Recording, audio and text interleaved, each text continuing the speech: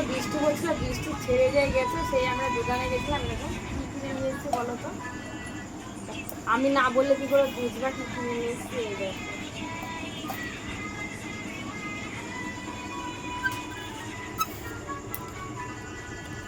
কলা, কলাটা খুব চলছে, সবাই কিনছে, তাই ভাবলাম আমার একটা কিনে নিয়ে আসি, পরি আর না পরি থাকবে তো।